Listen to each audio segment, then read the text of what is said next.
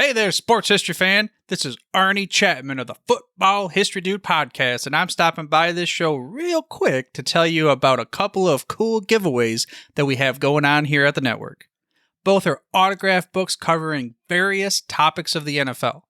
The first is The Point After: How One Resilient Kicker Learned There Is More to Life Than the NFL by ex-NFL kicker Sean Conley. It goes over his unique experience as a walk-on kicker at the University of Pitt after never playing high school football. And then it gets into some of his time playing for NFL teams and so much more beyond the gridiron. The other is from author Kevin Bryant. His book is titled Spies on the Sidelines: The High-Stakes World of NFL Espionage. This book started as a curiosity, kind of a passion project to understand everything revolving around, well, Spygate. But this put Kevin down a rabbit hole learning about all sorts of espionage that has occurred throughout the history of the NFL. Both permissible and often the illicit techniques of gathering intel to try to impact the outcome of the game. To sign up for your chance to win an autographed copy of one of these books, all you gotta do is head over to sportshistorynetwork.com/giveaways and sign up. That's sportshistorynetwork.com/giveaways. Again, check out all the other podcasts that we have in the Sports History Network as well. But now, back to your regularly scheduled journey to the sports history timeline. The 1906 season for the Canton Bulldogs lives on in infamy as this scandal has shook the professional football world as we look at part 2 of the Canton Bulldogs and our early look at pro football teams, coming up in just a moment. This is the Pigskin Daily History Dispatch, a podcast that covers the anniversaries of American football events throughout history on a day-to-day basis. Your host, Darren Hayes, is podcasting from America's North Shore to bring you the memories of the gridiron, one day at a time. So as we come out of the tunnel of the Sports History Network, let's take the field and go no huddle through the portal of positive gridiron history with PigskinDispatch.com. This podcast is part of the Sports History Network, your headquarters for the yesteryear of your favorite sport. You can learn more at sportshistorynetwork.com. Hello, my football friends. This is Darren Hayes of PigskinDispatch.com. Welcome once again to the Pigpen, your portal to positive football history. And we have a little bit of a celebration going on here today. This is August 1st, 2022 that this episode's coming out. This marks 2 straight years of publishing a new podcast every single day, as well as plenty of new articles. We've been doing that for almost 2.5-3 years now on PigskinDispatch.com.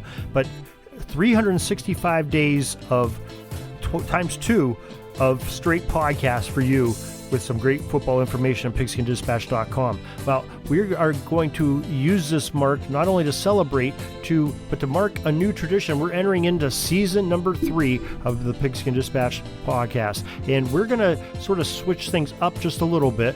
We are not going to go with new episodes every single day of the week like we have been for the last 2 years, because we are going to go and try to provide you with some other things, both with try to do some of our YouTube videos, enhance our Jersey Dispatch website and the Sports Jersey Dispatch podcast, do some things on Sports History Network, as well as bring you some new and exciting, high quality podcasts that we're going to do some bigger stories here, probably 3 or 4 times during the weekdays of the week. But don't be alarmed. You can go on PigskinDispatch.com any day, and you can pick up our daily history headlines of the football news from the past, and there's a podcast there with every single one of those, so you can catch up and know exactly what's going on in football. So that's just some changes that'll be coming up starting this week, and we'll probably go like on a Monday, Tuesday, Thursday, Friday type schedule here for a while with new episodes. But don't worry, just subscribe at your favorite podcast provider or check us out on PigskinDispatch.com or SportsHistoryNetwork.com, and you'll know right when we are releasing the latest episodes for you. So let's get into our story today. We're staying in our early football theme, and we're picking up where we left off last time when we looked at the chronicles of the Canton Bulldogs professional football team, and we found that owner George Williams and captain Blondie Wallace, after that 1905 season, were taking the Bulldogs into some very tumultuous waters of a win-at-all-costs way of running the team prior to the 1906 season. Rival neighboring town, Massillon, was experiencing smashing success as their hired mercenaries like Bob Schilling were creating a winning tradition there and Ohio championship titles. Massillon added fuel to the fire of this early blossoming pro football rivalry shortly after the Tigers handed Canton that devastating loss that in a way crowned Massillon as the top team in Ohio for 1905. A few days after that, according to the PFRA post in the Coffin Corner titled Ohio Tiger Trap, just a link for it on pigskindispatch.com, the Tigers supporters were accusing the Canton program for suffering financial issues and having trouble paying their players from the past season through an article that ended up coming out in a Cleveland Plain Dealer newspaper. Now, George Williams retorted back in the press that the payroll and other obligations of the Canton club were being met and the financial stability of Canton Bulldogs was not in question. Many back in Canton figured that this way it was a ploy by Massillon to discredit the Canton Athletic Club to cause trouble with the recruitment of players for the upcoming 1906 season. After all, the Tigers coach Ed J. Stewart had connections to the Cleveland Press and would be just the type of man that would spread false rumor to gain advantage for his club. Now, we keep referring to this as the Canton Bulldogs, and actually it wasn't until midway through the season, 1906 season, that they became the Bulldogs. Prior to that, they were the Canton Athletic Club, the Canton AC, the Canton Athletics, but I'm probably using it in wrong reference, calling them the Bulldogs at this point. Now, poor gate receipts of 1905 somewhat confirmed the financial woes of the Canton AC, but the local businessmen in Canton seemed more than willing to shoulder the financial burden of the team, at least for the short while. Remember, that era of football in 1906 was not real good.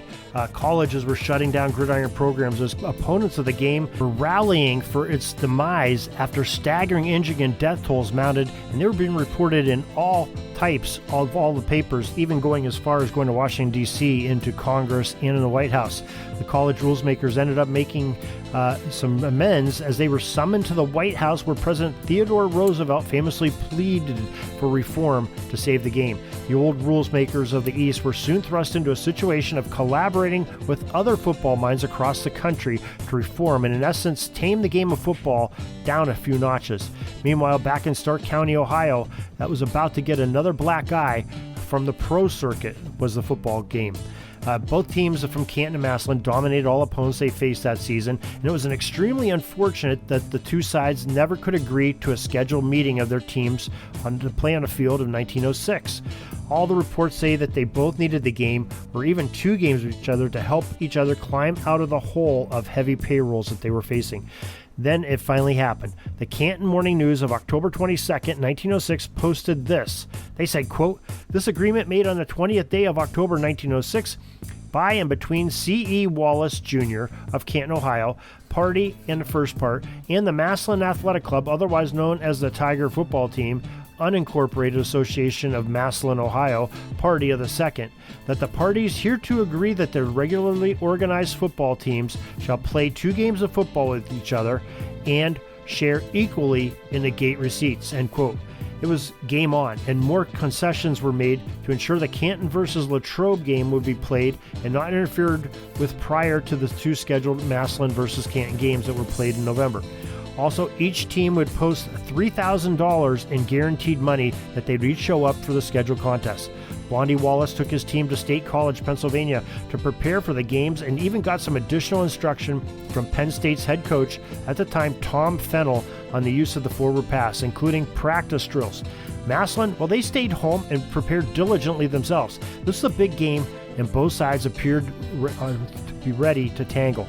Now, even the press coverage was unprecedented, as it was reported that the Bell Telephone Company had hired extra men stationed at strategic places to wire developments of the game all around the country via telegraph. The first game lived up to all the hype as Canton won the game 10-5, with Massillon's only points coming from Tiny Maxwell's scoop and score of a Canton AC fumble. The second game would commence a week later. Now, Coach Edward Stewart pronounced that he would play with the same men that he had lost to Canton the week before, despite rumors that the Tigers were trying to recruit players like Willie Heston and Walter Eckersall, two of the top players of college in the era. But Stewart did, however, produce a ball manufactured by Victor that he wanted to use in a game. Canton complained and wanted to use the ball used normally in the games made by Spalding. Stewart would not come off the use of the Victor ball, though, so the choice was presented to Blondie Wallace. Either forfeit the game and the $3,000 posted as a guarantee, or play the game with the Victor ball. Stewart had set his trap, and the Victor ball was at the heart of the strategy for the game number 2. You see, the Victor was a few ounces lighter than the Spalding model. He swapped Peggy Perrott to an end and shifted Homer Davidson to quarterback. Now, it wasn't that Davidson was a better signal caller or even a better passer, but for the mere fact that he was a better punter than Perrott. The combination of a lighter ball and Davidson's catapult leg proved to make a difference as he sailed 6 punts over the head of Canton safety Jack Hayden. Canton tried to counter by punting on first down, but it was fruitless as Davidson had a much stronger leg than anyone on the Bulldog roster, and thus Massillon gained field position every single time on this exchange. The other new strategy for Massillon in Game 2 was that their offense attacked the edges instead of the middle like they did in Game 1. These tactics finally worked as the Tigers scored on a first half touchdown to take the lead 5-0 at the half. Remember, touchdowns were 5 points back then. Canton made their halftime adjustments and raced down the field with the help of a rare completed pass and scored a touchdown with a successful extra point to take a 6-5 lead. Massillon again took control of the ball on a drive that went deep into Canton territory, but lost a fumble near the goal line. As was customary in this era, when a team was in the shadow of their own goal line, Canton wanted to punt themselves out of trouble. A powerful rush by Massillon on the play, though, knocked one of the Bulldogs' tackles into the path of the ball, and a kick careened off him and back through the goal line for a safety. Massillon took the lead back 7-6, and it was a breaking point for Canton as they gave up another Tiger touchdown and lost the state title to Massillon by the tune of 13-6.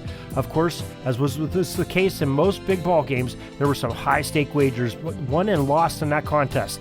Tensions were high, and there were even some altercations that broke out that had to be broken up by police that evening at some local watering holes.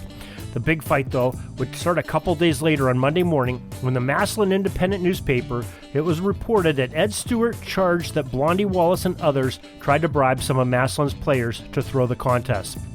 When their attempts failed, it is speculated by many that Wallace instructed a few of his own players to throw the game and let Massillon win so as to capitalize on some lucrative bets made on a Tigers victory. Distinguished historian Dr. Harry Marsh, in his book titled Pro Football, Its Ups and Downs, wrote this, quote, "After the second game, the Massillon Independent openly accused Wallace of trying to frame the games with Massillon players, and failing in this, he persuaded one of the Canton players to deliberately cross up his fellows and throw the game. When the accused by his teammates, his player said he simply obeyed orders as he was accustomed to do. At any rate, he left town hurriedly, on the first train, in his playing togs, his belongings following later. Maybe." Wallace sued the Massillon paper for libel and said that they had the evidence if the case was soon withdrawn, and so his own attorneys admitting the hopelessness of their contention. End quote. Dr. March would also know, too, as he was there in Canton and involved with the team of the Canton Athletic Club before he went on to help make the New York Giants franchise a viable team in the 1920s. Dr. March recalled that Eddie Wood left town in a hurry when it was learned that Wallace was the one convicted to do the deeds that would ensure a Massillon victory at the orders of Blondie Wallace. While other members of the Bulldogs were unaware of the treachery, Wallace was grilled by the mob of fans, but he was cool and easily explained all away the suspicions and matters, including those of Wood in the end instead of the reliable Gilchrist who was injured. The fans left seemingly satisfied with Blondie's explanations. But what the throng of accusing fans have forgotten was that Stewart had said a few of his players had been approached to throw the game, and not that they were the other way around. Reports soon surfaced that Walter East had approached Bob Shiring and Tiny Maxwell, and both Massillon players immediately reported the incident. This incident, however, took place in the first game and was reported to have been nipped in the bud.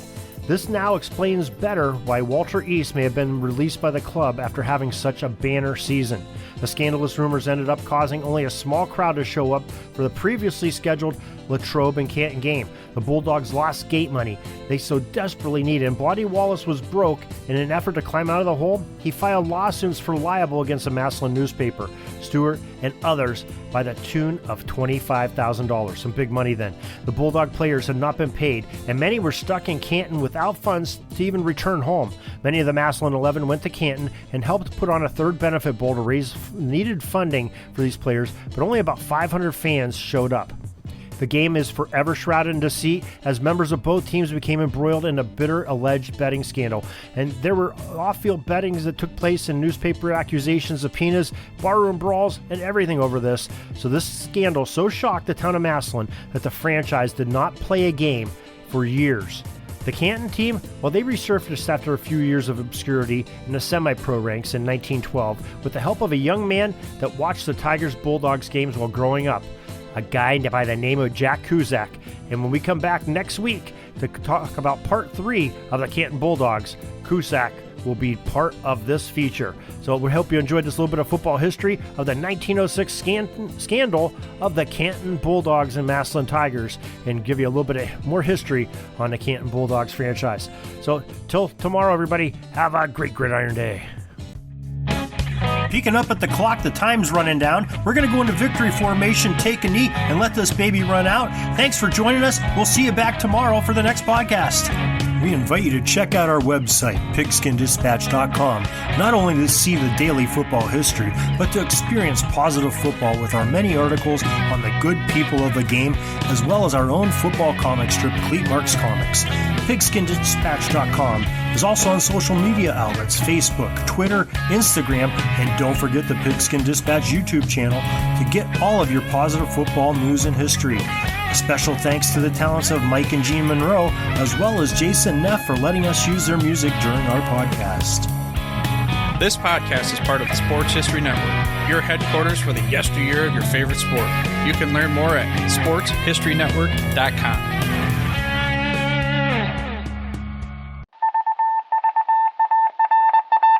It was just another ordinary day in the offices of the Pittsburgh Guardian newspaper circa 1924.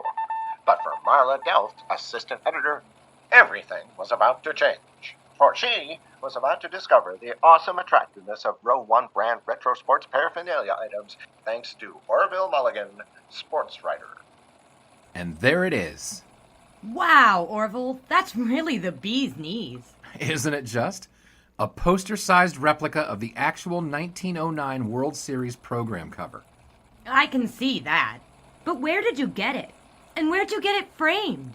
I ordered it from the Row 1 website, where over 6,000 items of sports memorabilia from the 1880s to the 1990s are available for reproduction, in multiple sizes and in several different materials, with over a dozen styles of frame to choose from for prints like this. Well, I'm sure Mr. Delft would love to put up more of these in the office. But I'm equally as sure they're beyond this newspaper's budget. Not at all, my dear Marla. See for yourself. Go to sportshistorynetwork.com/row1. sportshistorynetwork.com/row1. Oh my, these are good prices. Oh, and look at this stuff. Oklahoma-Nebraska football, college basketball art, Michael Jordan items. And so it retro was that sports Marla Delft advertisement discovered the placards. splendiferous magic of Row 1 sports memorabilia, arts, and prints. You can too by visiting sportshistorynetwork.com/row1. That's ROW1 today for access to the full Row 1 catalog of gallery prints and gifts like t-shirts, long-sleeve shirts, telephone cases, coffee mugs, blankets, pillows, towels, and even shower curtains. Act today for 15% discount off all prints with coupon code SHN15 and 20% off all other items with coupon code SHN20 at checkout. And keep your dial locked to the Sports History Network for the exciting chronicles of the 1920 sports world in Orville Mulligan, sports writer. Coming soon.